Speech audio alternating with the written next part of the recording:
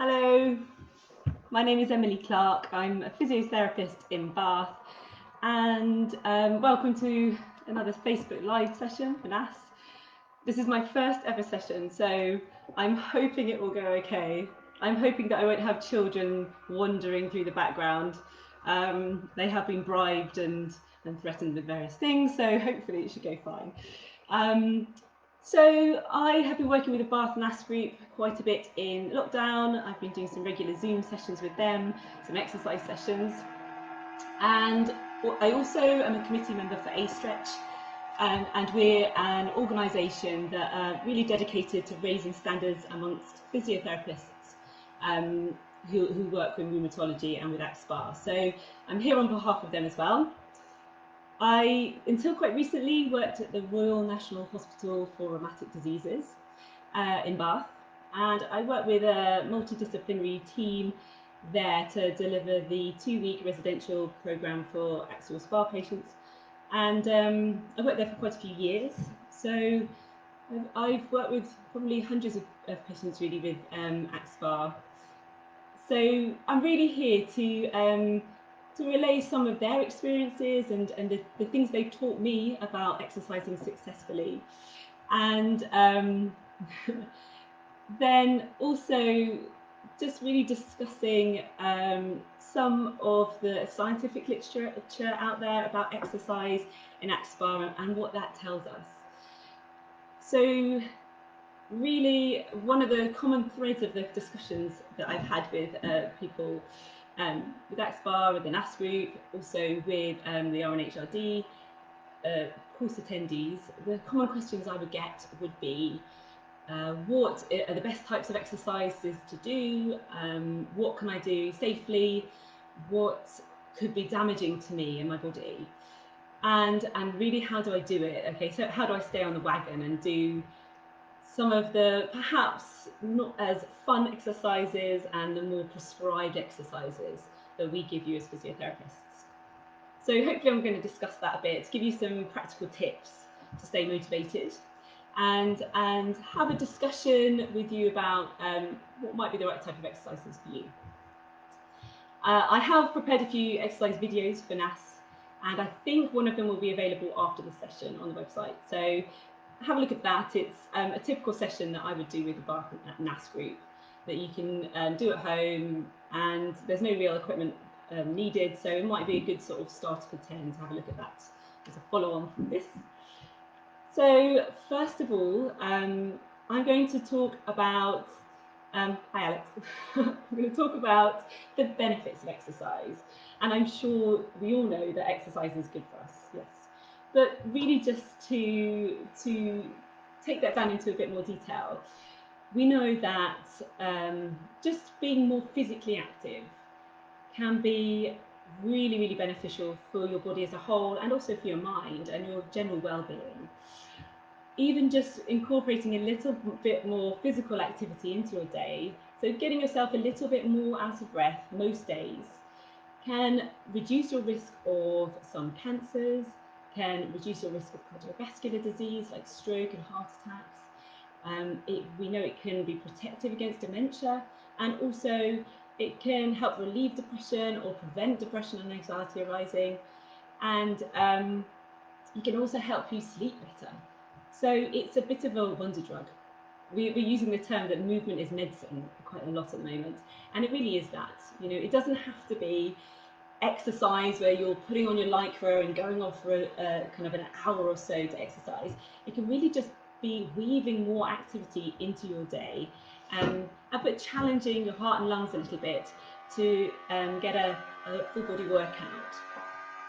So yes, certainly getting your heart and lungs working a little bit, so walking at a faster pace perhaps, just so as a crude measure, you know that you could have a conversation with somebody, but you probably couldn't confidently sing a song. You haven't got enough breath to do that. So that's a nice measure that you're working at a moderate level of exercise intensity, and that's quite powerful at improving your general health. So you're aiming to do that most days.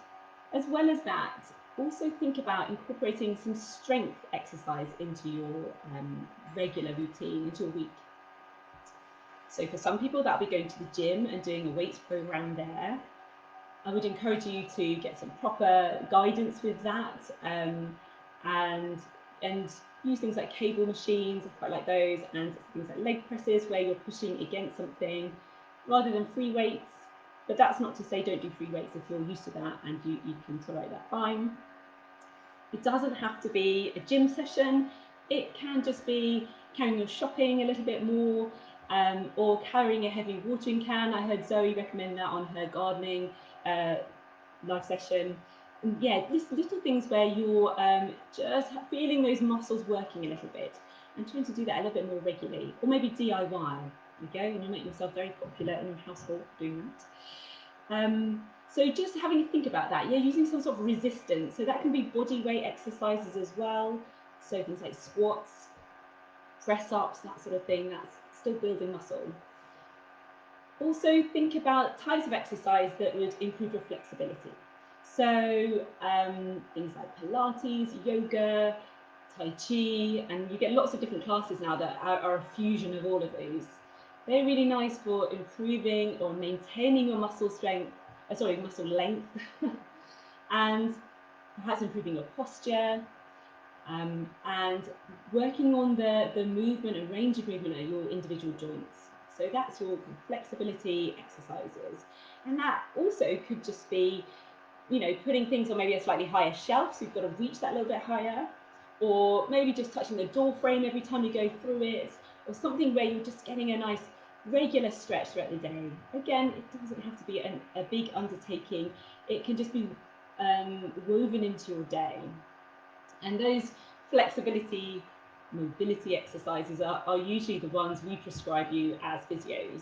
And it's usually quite a set routine or a selection of exercises.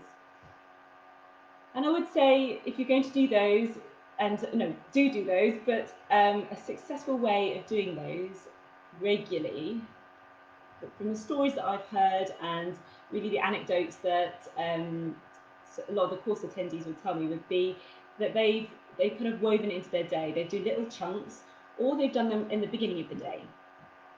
Now, naturally, our motivation is higher at the beginning of the day. We kind of wake up ready to do stuff, and our motivation, or willpower, if you like, tends to reduce as the day goes on.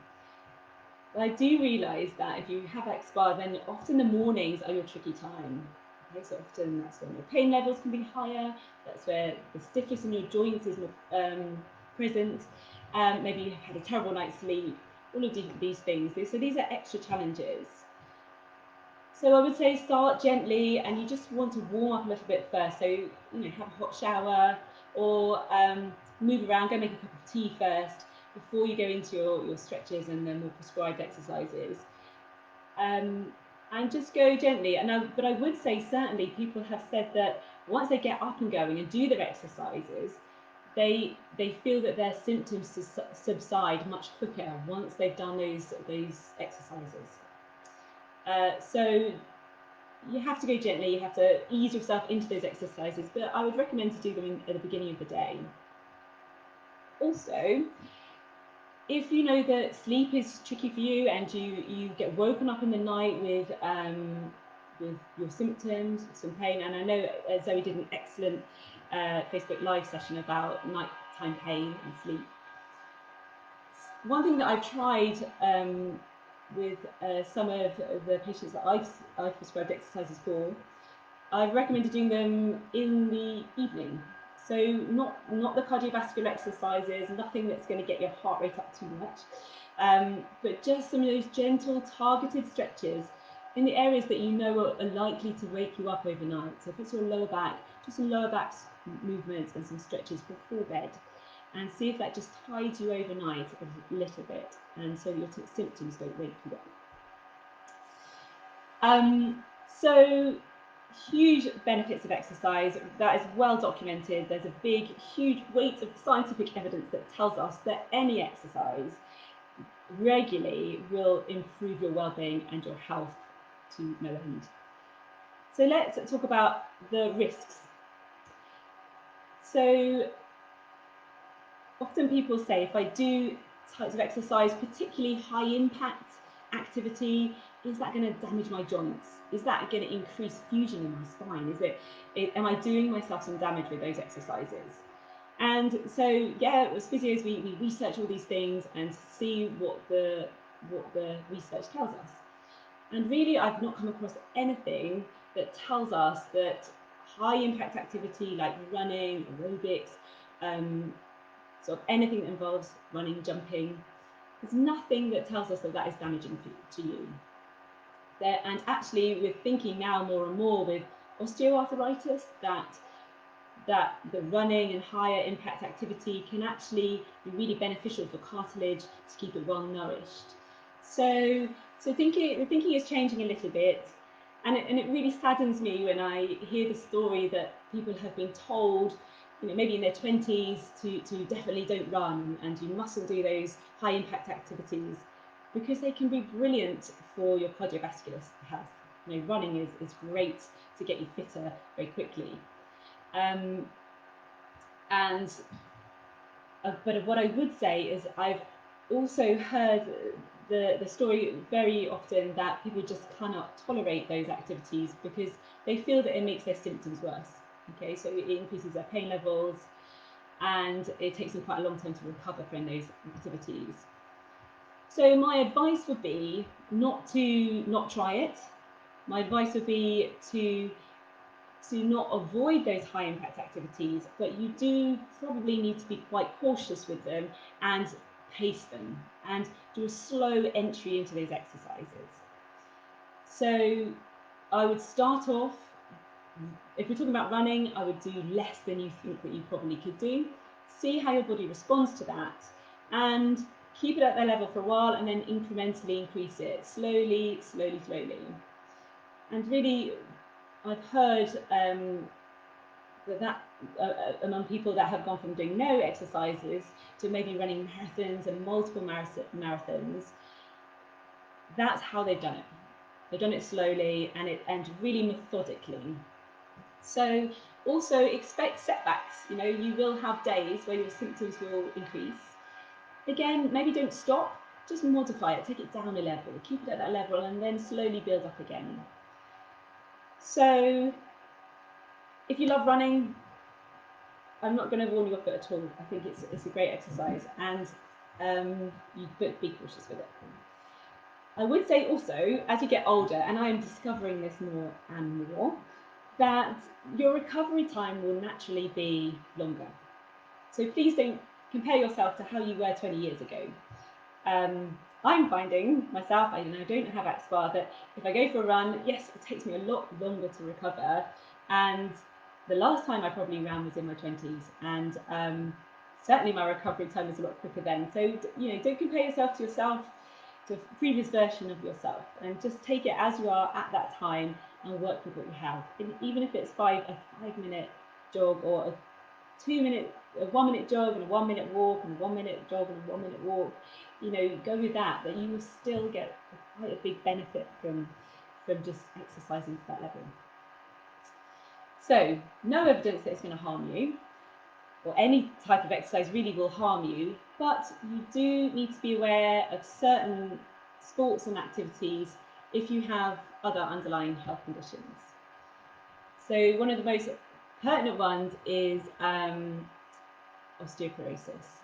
So if you have SpA and you know that you also have a diagnosis of osteoporosis, then you do certainly need to be careful with any sport or activity where there's contact involved. Okay, so I wouldn't recommend rugby or any of those contact sports. Certainly, it's not a good idea to take those up if you have osteoporosis. So osteoporosis, just to explain a bit more, is where you have reduced bone density, so your bones can be more fragile, if you like, and more prone to breaks and fractures. So yes, anything that involves a blow or falling off something could put you at risk of developing a fracture. So I'm thinking really about the contact sports, perhaps horse riding or motorsports or mountain biking, something like that. I'm going to get loads of messages now from people that love horse riding. You just need to be aware of the risks, and then it is up to you if you want to do those sports and activities. But you need to be aware of the risks and the specific risks for you. So that is if you have diagnosed osteoporosis. If you have any fusion in your spine between the vertebrae, so the thin layer of bone that might bridge between one bit of your spine to another, if you have any of those fusions, they're quite delicate bits of bone sometimes, and they perhaps can be also damaged by big blows and contact sports again, falling off something. So again, that is something for you to be aware of. If you have fusion in your spine, I would say be cautious with those contact sports. And then if you don't have any of those conditions, if you don't have any fusion, if you don't also have osteoporosis, then really it's about managing the symptoms that come along with it. So I've talked about higher impact activities, so it's not a no-no, but just see how your body responds.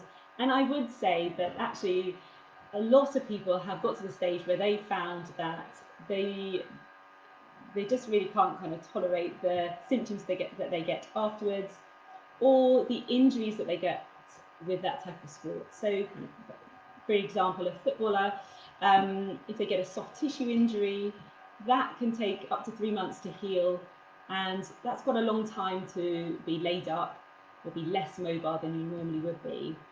And so perhaps the symptoms are going to get worse, you're going to get stiffer, and other types of pain if you're laid up for that amount of time. So anything that carries a high risk of injury can possibly be detrimental for you in that way, just because if you're injured, you're immobile. And I've certainly heard the story that people have just got to the stage where it's just not worth it for them. The amount of injuries that they're getting and the amount of time laid up isn't worth doing it in the first place. So that's for you to decide, and just to be aware of those risks of injury. Hi, Alex. Sorry again. So hopefully that's given you a good idea about the benefits and some of the risks. And also, I would just it might be helpful just to talk about the different types of exercises that are out there. And I've talked about incorporating strength and balance and flexibility and cardiovascular bits to your exercise regime. For me, the number one would be dancing. You can see here, I can almost hear the groans coming from the audience when I say that. But it, for me, ticks all the boxes. So you've got the social element, it's usually quite fun. It's usually you're dancing with other people and you meet people or you're socialising. There's certainly coordination challenges and balance challenges, and it will get you out of breath and it will train you up in that way. So yeah, for me it ticks all the boxes, and there's some lovely little research studies showing, not necessarily in AXPAR populations, but in other populations, showing that people tend to stick to that type of exercise much more than a formal exercise program. So I would say, just if you're thinking of taking up a type of exercise, pick something that, is fun, is a bit social. So you're doing it in a group, and we certainly know that people tend to stick to types of exercise that are done in a group setting. So obviously your NASS groups are perfect for that. But if it's not a NASS group, try and find another group or another type of exercise that involves all of those. And I would really just encourage you to go and explore. I have people that love their bell ringing. Okay, not really a sport, is it? But there's lots of stretch involved, and yes, it can certainly be quite a workout for you. So whether it's bell ringing, it's bowls, it's surfing,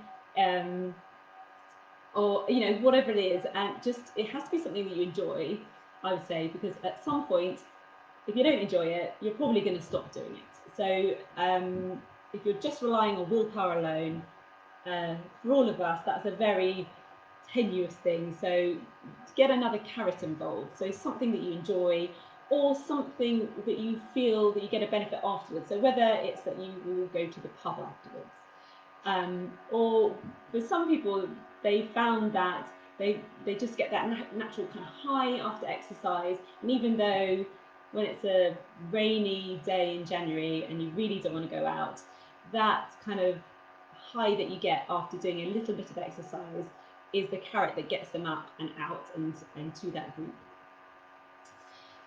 if you're not a group person and you don't like the idea of joining a group, try to get maybe a friend or a family member involved, someone that can do it with you. So it keeps you connected with somebody else, and it gives you that little bit of motivation that if you know someone's expecting you to be there, or someone's relying on you for a lift to get somewhere, it's just that extra little push to get you up and out the door in the morning.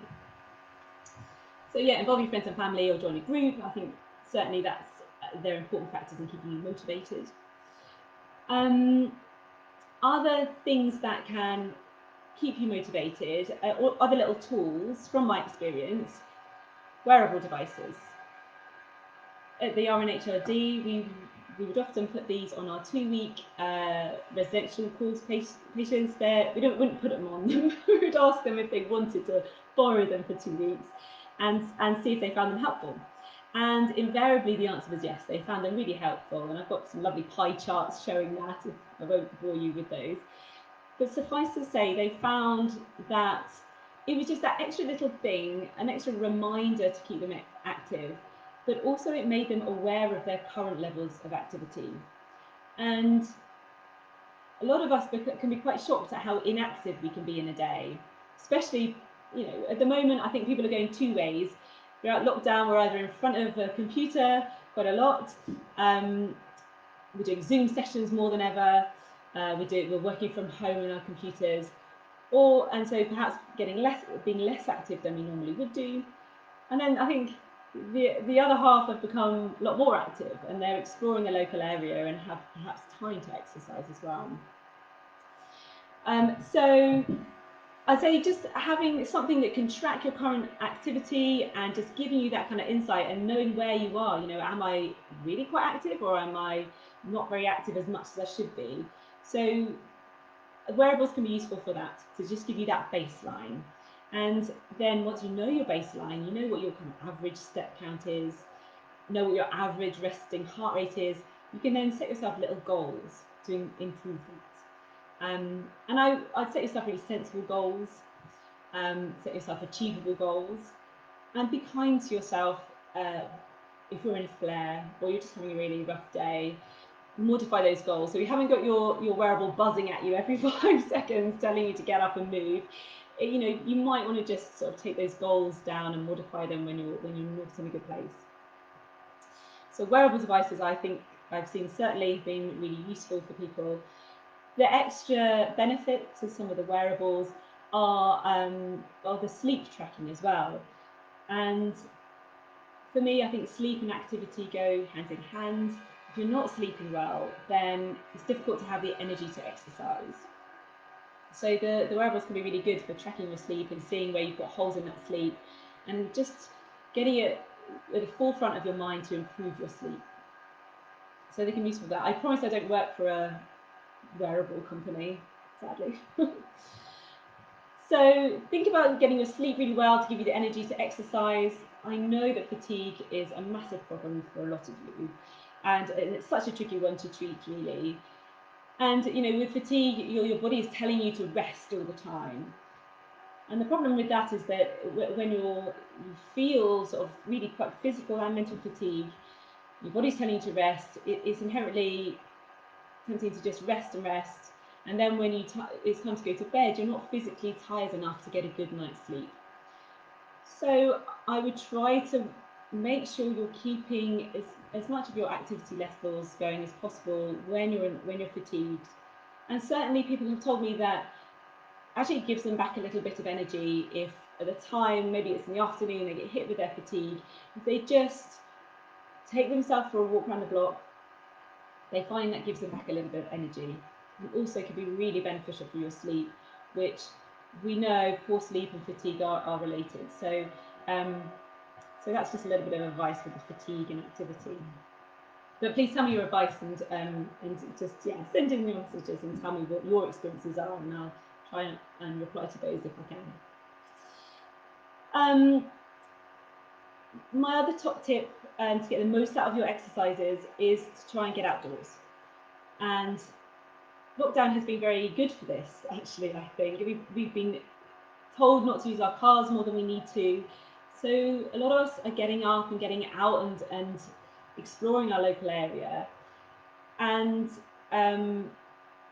if you can do this by foot, brilliant. You know, walking is great exercise, it's weight-bearing exercise, so it's going to be really good for your bones and can actually help be protective against osteoporosis. So weight-bearing activity, even if you can't tolerate the high-impact activity of running, etc., try and walk as much as you can.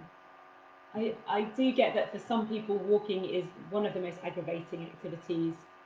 So you could try using some Nordic walking poles. Certainly I've come across people who have used walking poles, and it spreads the load away from your hips and your knees and just spreads it across your body. So some people can then walk for longer or go for a kind of a day's hike or even an hour's hike, where before they could only manage 10 minutes. So it might help you just walk for a little bit longer or engage in a walking group, something like that. Someone knocking at my door.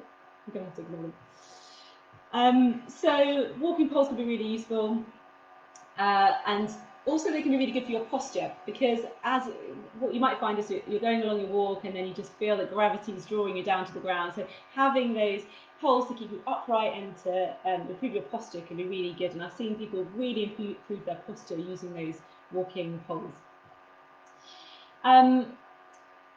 Sometimes it's helpful to also think about some of the barriers to exercise and the things that are stopping you getting up and mobile.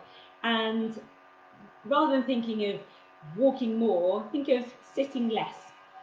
We really think that 20 minutes is your safe sedentary time. So kind of every 20 minutes, half an hour, just getting up, standing up, even for a minute, and then sitting back down again.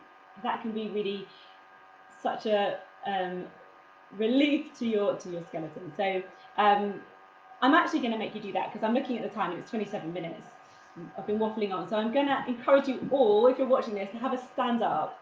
And I'll try and stand up. You'll probably lose my head, but that's fine. So have a stand up and have a stretch up, deep breath in, and then circle those arms down, and then come over and sit back down.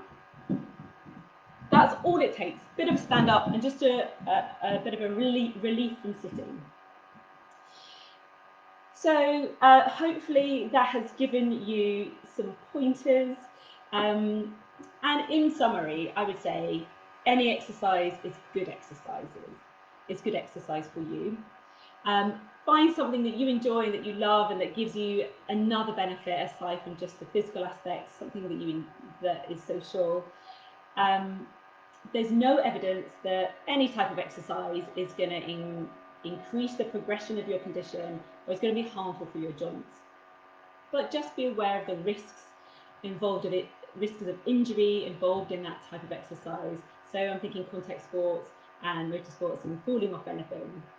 Particularly if you have osteoporosis or fusion in your spine, you need to be aware of the risks. Try and incorporate some cardiovascular exercise, a bit of strength, and some flexibility and balance into your exercise or the type of exercise that you're doing. If you're in a flare or you're beginning exercise, pace it and be forgiving to yourself, and try not to stop. Try to modify rather than stop altogether. And the flares leaflet that NASS have on the website is a really nice support call for that, managing flare and activity in flares. Try and weave activity into your day, or NASS on the website also have the everyday exercise videos. They're a really nice example of types of exercises that you can do around your house that are perfect for your condition. Try and exercise in a group or get your friends and your family involved, some sort of support network that can keep you motivated and keep you on track. Explore technology, so wearables, there's lots of apps out there and websites and all sorts. They're a bit of a minefield, so a good port of call is also the NHS website, and they have an app section and an exercise section that will guide you and sort of sort the wheat from the chaff as to what are good resources to use online. Set yourself goals, keep them realistic, Set yourself a long-term goal, maybe where you want to be in 6 months or a year's time, and then break that down into smaller goals to do along the way and to keep you motivated. If you don't hit your goal, don't be disheartened, don't beat yourself up about it. Just go back, make a smaller goal, and keep going, persevere. Reduce the amount of time you're sitting, reduce the use of the car, because as a nation, our physical activity levels have kind of gone like this as a nation, as our car use has gone like this. So certainly cars are really responsible for us just not getting around and not moving as much as we were doing 50 years ago. And get outdoors. It is a beautiful day. I feel quite guilty about keeping you here. So go outdoors, enjoy the sunshine. If you don't have a garden, you know, just walking to the front gate and back again is enough sometimes. Sometimes that can be hugely beneficial for your mental health and for your physical health as well. So I hope you found this useful, and have a look at my videos that I'm going to give to the NASS to have on their website. And yeah, any questions I'm happy to help with if I can later on. Thanks very much. Bye-bye.